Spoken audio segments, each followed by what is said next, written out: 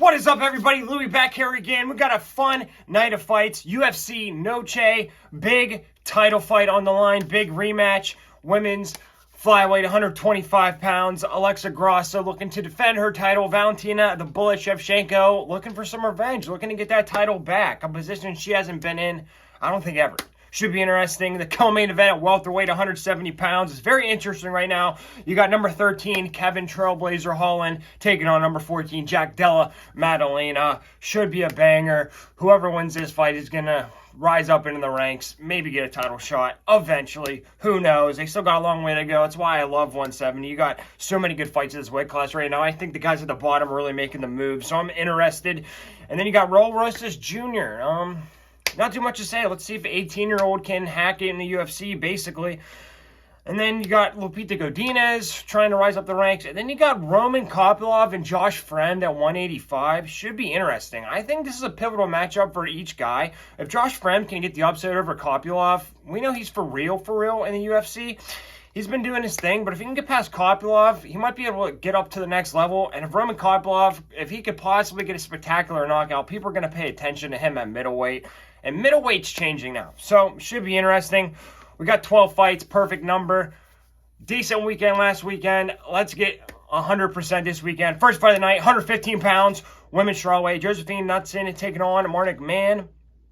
Both making their UFC debut. Josephine Knutson, she took on Isis Verbeer on Dana White's Contender Series. In the first round, she rocks her with the lead leg head kick, and then she gets into the tie clinch. Then she's able to get the underhook, followed it up, completes the outside trip. Then she kind of keeps clinching, and it looked like she could have broke off and like really pieced her up, but she decided to clinch, so whatever. But then in the second round, she gets pressed with a couple 1-2s, but then she's able to keep the clinch, gets that underhook. That's like her safety space. But then she gets pressed with a knee and a couple hooks.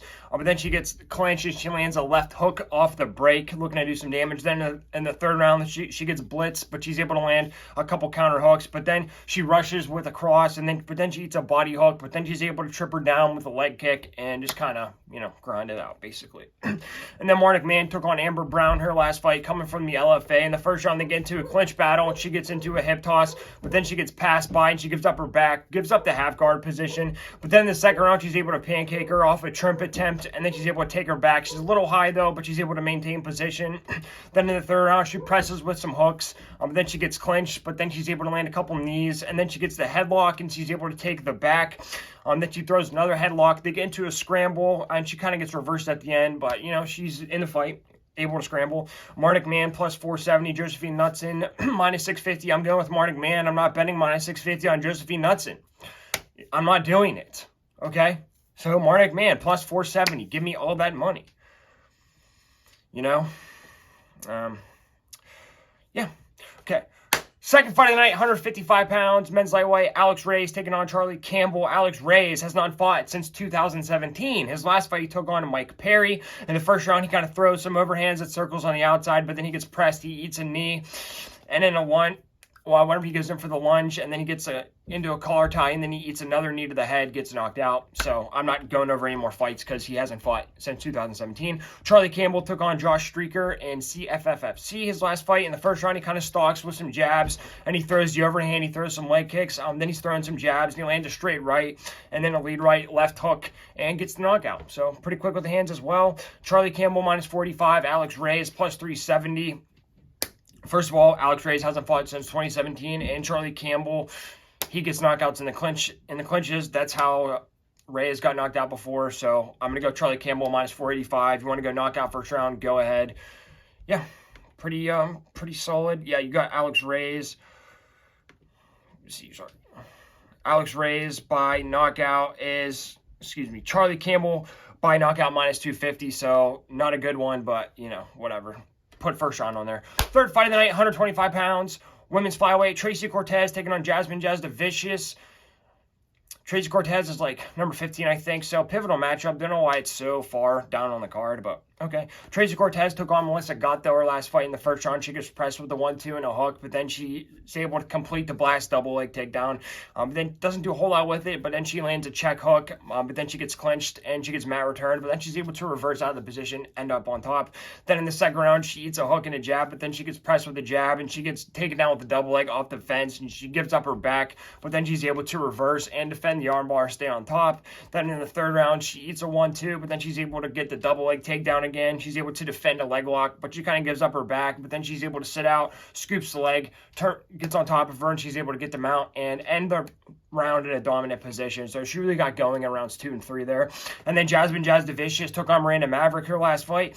In the first round, she's able to stuff the single. She's able to get the overhook and gets a wizard kick. She's able to defend the armbar, but that's all she does pretty much the whole round. So I don't know who you give that round to. It was kind of a wash. But Miranda Maverick was not close to taking her down. But then in the second round, she lands a right cross, but then she gets clipped with the hook and an uppercut in the clinch. But then she's able to land a knee to the body and then a head kick followed up with a short right. And then she's able to stuff the high crotch attempt. And then she gets in a full guard. She's able to take mount. And then she's able to take the back. Puts on a body triangle on Miranda Maverick. It was madness. Then in the third round, she lands a jab and a head kick and straight flurry. And then she blitzes. She's able to walk through a couple hooks. And then she presses forward with some crosses. She's just eating punches, basically. But she eats an elbow. But then she's able to stuff the high crotch takedown, get on top. You know how it goes. Miranda Maverick was just shooting like cross body and way too far extended. And JASUDAVICIUS looks big for the weight class. So JASUDAVICIUS plus 100, Tracy Cortez minus 120. I'm going with JASUDAVICIUS. It's a close fight. Jasmine is bigger than Tracy Cortez. Good wrestling defense. And, you know, pretty close fight. Slight underdog. I'm going to go with Jasmine. Fourth fight of the night. 125 pounds, men's flyweight, fun weight class. Edgar Chairez taking on Daniel da Silva. Chairez took on Tatsuro Taira in his debut. Very impressive performance for a debut. In the first round, he eats some leg kicks when he's standing at range, but then he's able to drop him with a short left. And he pulls the guillotine, kind of has it, but then he gets put in a half guard, put in a crucifix position. But then in the second round, he's able to pull the guillotine off the double. Doesn't get much from it, though. But then he gives up the mount and he eats some ground and pound. Gets put in a triangle choke.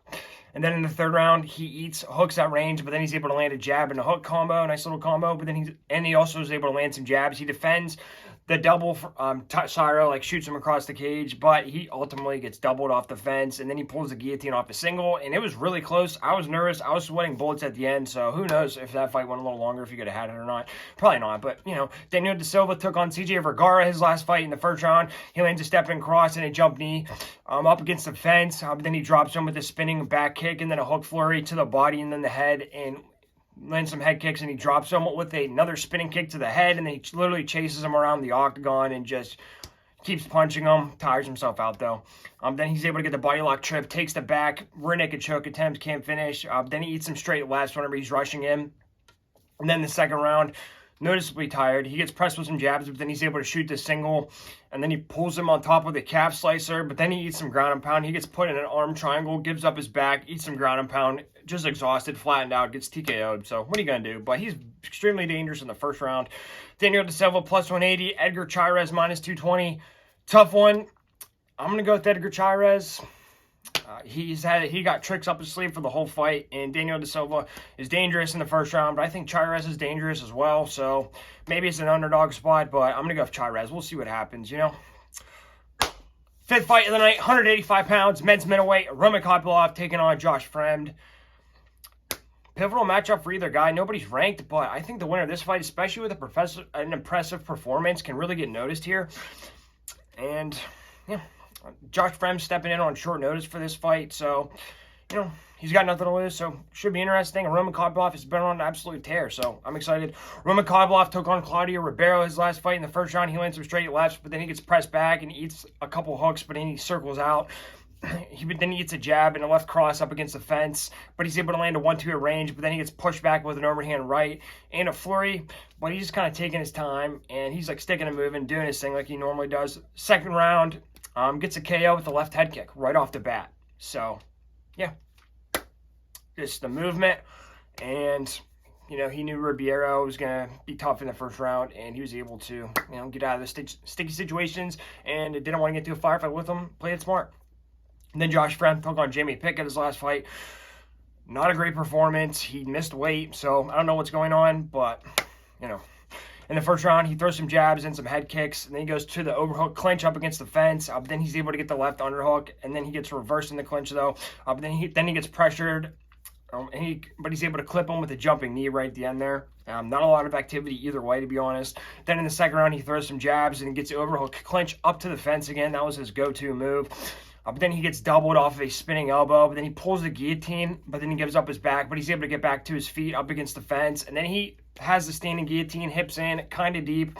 And then he just hips him over. And then he gets some ground and pound from full guard, just staying busy enough.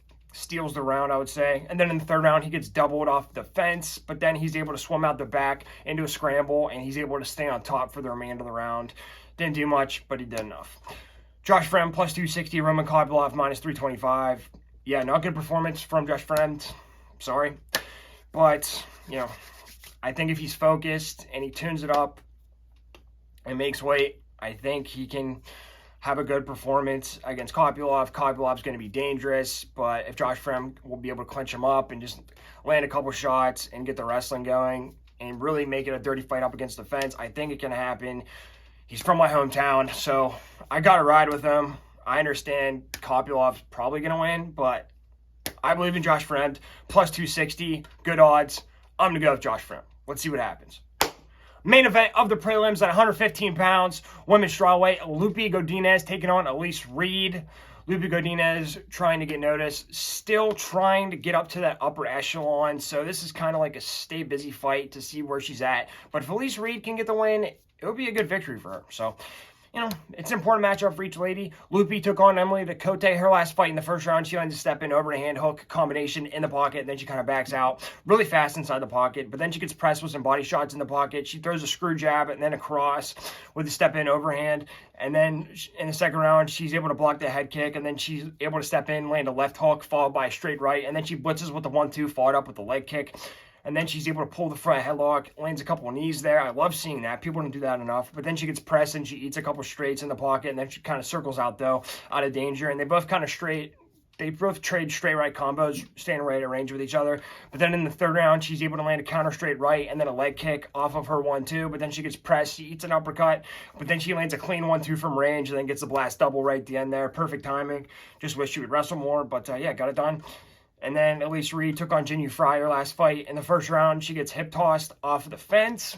But then she eats a left hook off just throwing a naked leg kick, not advisable. But then she eats a hook inside the clinch. And then the second round, she lands some jabs to the body, and then she kind of backs up. But she gets taken down with a single leg off the fence. And back on the feet, she lands a front kick and then an uppercut followed up with the left cross. Really turns it up at the end there. Then in the third round, she starts pumping some jabs and then a couple front kicks. And she's able to cut off the fence, land a couple straight combos, followed up with some teeps. But then she eats a counter hook, throwing her overhand. So pretty back and forth fight there. Elise Reed plus 310. Lupita Godinez minus 395. Yeah, I hate betting favorites on women's fighters, but you know, Lupe Godinez, she's proven herself. She does not wrestle, like, barely at all anymore, which is disappointing. But I just did not see anything from Elise Reed. Elise Reed just didn't have any activity, really. So I got to stick with Lupita on this one. The price is really high, too high for me. But if you want to go Lupita Godinez by decision, plus 120, that's how she wins most of her fights. So I'd go with that, but I'm with Lupe. First fight on the main card, 145 pounds, men's featherweight, Fernando Padilla taking on Kyle Nelson. Should be interesting. Fernando Padilla took on Julian Erosa his last fight. In the first round, he lands a counter jab off of his cross.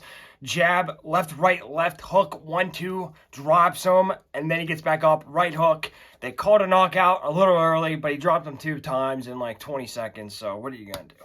And then before they took on Cameron Graves in Fury FC, in the first round, he eats a body kick off of his cross, but then he eats some jabs when he's stalking forward. And then he kind of paused with his lead left, and then he looks for a right cross or a right uppercut. He lands both, and then he cuts off the cage. He lands a couple uppercuts and tie clinch with some knees to the head. So, pretty good. Then I think he got a knockout in the second round. And then Kyle Nelson took on Blake Bilder his last fight. In the first round, he gets shot to the fence, but then he's able to reverse the clinch position, gets double underhooks, but then he gets pressed and he eats a couple jabs, but he's able to land a counter over him. However, he gets pressed, rocks him with the left hook right at the end of the round. Then in the second round, he rushes forward with some hooks, and then he gets clinched to the fence, but he's able to clip him with the head kick standing at range. and then he lands a lead right hooks whenever he's backing up, but then he eats a couple jabs, but then he's able to land a couple leg kicks toward the end there. They both kind of go back and forth. Then in the third round, he gets shot to the fence, but he's able to defend. He's able to reverse the body lock position, gets a body lock, and then he's able to rips to the body off of it whenever he kicks, but then he gets clipped with the hook on the exit, and then he gets rocked with the right hook, but then he's able to land a couple counter hooks, stay in the fight, and then he lands some leg kicks and some hooks in the pocket, and he's just a dog, and he got it done. And Blake Builder was showboating. So Kyle Nelson plus 200, Fernando Padilla minus 245. I was tempted to go with Kyle Nelson, but yeah, I don't know. This is a tough one, man. I think, let's see. Yes, I'm going to go with Fernando Padilla because, you know, Kyle Nelson, he's tough for 3 rounds. But I think Fernando Padilla is going to hit him hard, and Kyle Nelson can get clipped a couple times. And I think he's dynamic, and he knocked out Julian Erosa. He's pretty solid, pretty good fighter. Julian Erosa might be a little chinny, but still. And I think he's a lot faster. And, you know, we'll see how it goes with the grappling and the clinches. But I'm going to have a little bit of faith in Fernando. He's young up-and-comer. He's got to get a win over somebody. So I'm going to go with Fernando Padilla, but we'll see about that one. Second fight on the main card, 155 pounds, men's lightweight, Daniel Zellhuber taking on Christos Giagos. Zellhuber took on Lando Venata his last fight. In the first round, he gets pressed with a straight and then a hook in the clinch, but then he's able to land a couple knees in the clinch. He lands a double jab in the pocket, and then he rocks him with the counter uppercut off of his cross. He lands some jabs and cross, knees to the head up against the fence, then he lands a hook flurry, drops him with that, lands some ground and pound, tries to finish him, can't get it done, kind of tires himself out. But he has enough to go in the second and third round, just not as much as in the first. But then in the second round, he lands a cross whenever he gets pressed, but then he eats a hook. He pumps his jabs. They're a little too short, though. Then he eats a hook in the pocket. And Venata lands a couple big shots. He's really measured this round, though. But then in the third round, he lands a 1-2, and then he rips the body up against the fence, lands a jump knee, and then he lands a head kick at range. He gets pressed on the inside, eats a hook or two, but all good. Then Christos Giagos, he took on Rick Glenn his last fight. In the first round, he lands an uppercut and then a left hook in the pocket, gets a knockout almost immediately. Before that, he took on Thiago Moises, and then in the first round, he gets clinched and he gets taken out with the single off the fence, and he gives up the backpack and he gets submitted with the rear naked choke. So there's really not too much to go off of. And then before that, he took on Arman Sarukian. So, you know, Christos Giagos plus 240, Daniel Zellhuber minus 300. I'm going to go off of the experience of Christos Giagos. And he's a big underdog. And Daniel Zellhuber looks like he gets tired after the first round. So if Christos Giagos can make it out of the first round, we're in business. But he's got finished in the first round his last 3 fights. Or he got finished or finished. So we'll see. But for this price tag, I don't see anything that makes me want to bet Daniel Zellhuber minus 300. He can hit pretty hard. And he's long and accurate. But Christos Giagos, he can hit pretty hard and get in the pocket. And so I'm just going to bet on him. I think he'll be a dog later on. So I'm going to go with Christos Giagos plus 240, but we'll see. Feature fight of the night, 135 pounds, men's bantamweight, Raul Rosas Jr. taking on Terrence Mitchell. Both guys need a win, so that should make it exciting. Rosas Jr. took on Christian Rodriguez his last fight. Christian Rodriguez, who missed weight for this fight, by the way. In the first round, he clinches him to the fence, and they kind of battle in the clinch position. He's able to get the treetop single, finishes it. And then he stays on him. Whenever he gets up, he gets a pass by, gets around his back, gets a couple mat returns. Figure 4 to the backpack position, pulls him back down to the mat, has a rear naked choke attempt. So really good dawn in the first round for him, but he gets really tired second and third round. Second round, he shoots a blast double, but he's extended, and then he gets pancaked over. But then he's able to get back up, gets a body lock around the back, and he drags him down to the mat. But then he gets hipped over and gives up a figure 4 position. Now he has his back, so reversal of fortune. Then in the third round, he jumps into the cross, eats a cross, and then he throws a back fist, eats a hook, and then he shoots a single too far out. He gets stuffed, and he gives up the back and eats a lot of ground pound at the end there. So, yeah, what are you going to do? Just did not look developed on the feet. Terrence Mitchell took on Cameron Simon his last fight. In the first round, right off the bat, gets a double leg, but then he gets caught in a pretty deep guillotine. Then he gets caught in the armbar, and he gets reversed. Then he's able to get back up to his feet, though, but he stays clinched, cannot break the clinch. And then he gets passed by, drugged down to the mat, gives up his back, eats some ground and pound, flattened out, gets TKO'd. So, yeah. I don't know. Terrence Mitchell plus 525. Raul Rosas Jr. is minus 750. And I kind of feel stupid betting on Raul Rosas Jr., especially after the last fight. But Terrence Mitchell, like, he might not make it out of the first round of any fight. And Raul Rosas Jr. is a beast in the first round. So, and Terrence Mitchell, all of his fights before this last fight have been in Alaska FC, competition's very low. So I'm going to stick with Raul Rosas Jr.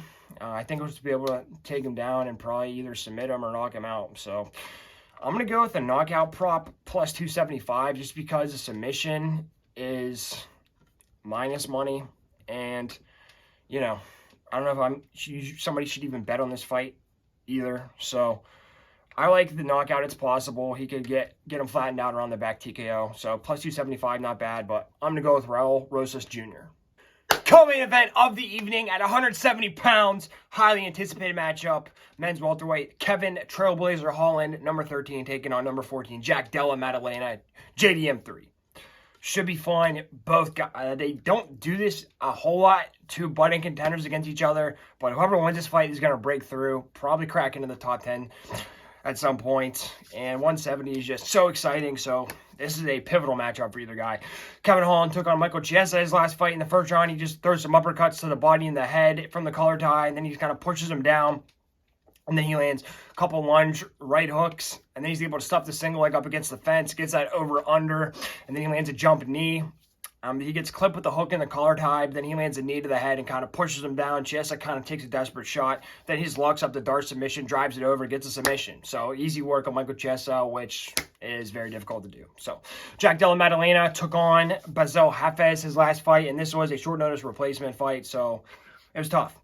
In the first round, he gets blast double, but he pulls the guillotine, and he does this multiple times throughout the fight. It's just the worst IQ I've ever seen. So, but then he pumps his jabs, he lands a right hook, and then a head kick, followed up with an uppercut, starts ripping the body, but then he gets clipped with the hook in the pocket, and then he gets taken out with the double.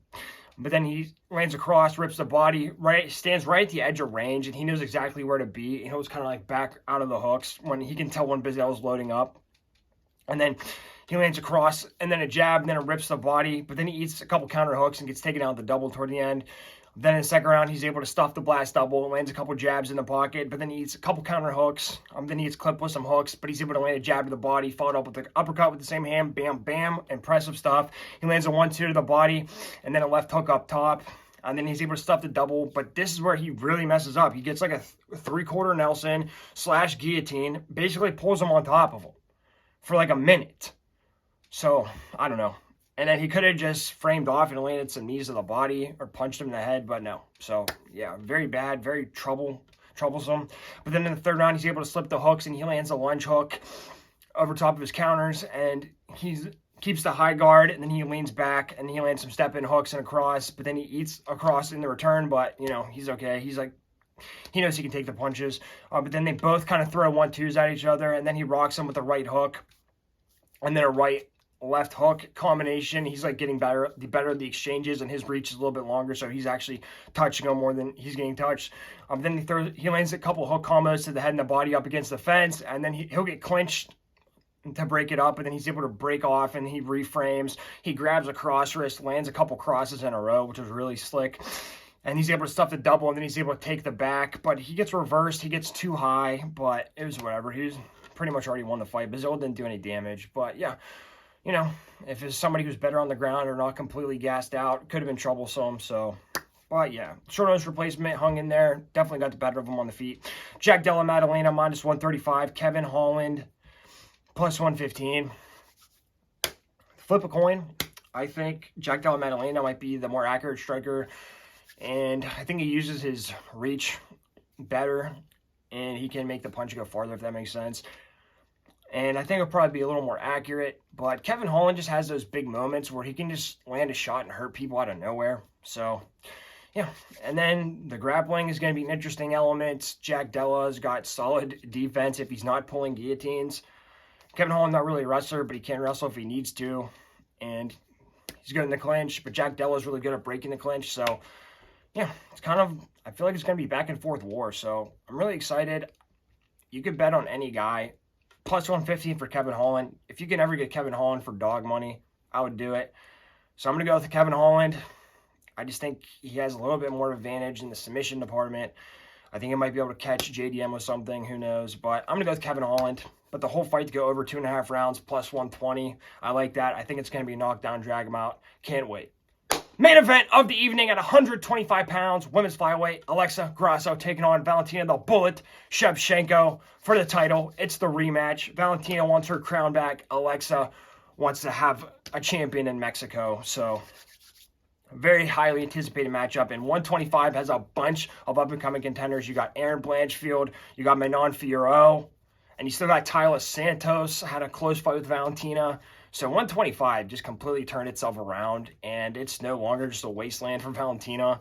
It is a lot of up-and-coming contenders, and they're all emerging at the same time, and it's very exciting. So this fight means a lot, and whoever wins this fight is going to have a contender up and ready right away. So very excited, very big fight. But just to go over the last fight real quick. In the first round, Alexa would land a counter overhand off of Valentina's jab. Then she landed a slide in left cross and a right, and then followed up with another left cross. Really slick, really fast. But then she's able to land a couple leg, but then Valentina lands a couple leg and body kicks, and she throws 1-2s, but they're a little short. But then she's able to land an elbow in the clinch break, and then she kind of touches her with some jabs, but pretty competitive. Then in the second round, Valentina gets a double off of Alexa's jab, and then she tries to go for the crucifix.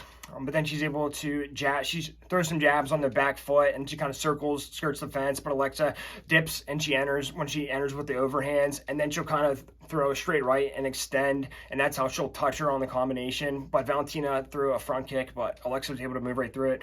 But then Valentina gets a body lock trip. Whenever Alexa dips in for that overhand, she picked it up pretty fast. And yeah, Valentina was really quick on those body locks. Then in the third round, Alexa just gets through the 1-2, and then Valentina is able to land a counter hook though. But then Valentina gets a double off of Alexa's straight right. She just oversteps a little bit too much, but then she kind of just like feints a jab, and then she'll get a blast double. She's able to get around the back there at the end of the third round. Then in the fourth round, Valentina kind of starts shooting a little more, like not setting them up as much, and they're a little more telegraphed, and Alexa caught on to that. But Valentina backs up. She throws some jabs. She eats a cross off of her level change, though. And then she lands some jabs whenever she gets pressured. And then she goes for the spinning back kick. And then Alexa just jumps right on her back because Valentina threw the same thing earlier in the fight, and Alexa just moved backwards. But Alexa was pressuring her toward the fence, and then Valentina threw it. And then she jumped on top of her back pretty much. And Valentina didn't have anywhere to go. So it was perfect. Gets on her back and gets a neck crank submission. So who would have thought? Valentina Shevchenko minus 160, Alexa Grasso plus 140. Flip a coin. It's really hard for a champion to win their belt back, and Alexa Grasso has beaten her. Yes, I think Valentina was winning the fight, but Alexa beat her, and you could say the same thing about Leon and Kamaru. And Leon won the rematch. There's just something mentally, I think, whenever you're rematching somebody that finished you, it's just, I think you're more timid, you know? And Alexa's got to have so much more confidence. She's trained. She's got better. She watched the last fight. She knows what to do better this time. Plus 140. Give me the underdog. I think Alexa can get it done. Don't know exactly how. Don't know if it's going to be knocked down, drag him out. Don't know if it's a first-round submission. Who knows? But, you know, I don't think anybody really knows. Everybody keeps calling it a 50-50 fight. If it's 50-50, give me the underdog. I'm going with Alexa Grasso. All right, everybody, thanks for riding with me. Appreciate it. Like, share, subscribe, Instagram, Twitter, Snapchat, all that stuff. Leave me a comment down below. I could use some help after these past couple weeks. But, you know, when my turn around, we may go 100% this one. Probably not, but it's possible. But let's see some upsets. Let's see some violence. And let's see some profits. Good luck, everyone.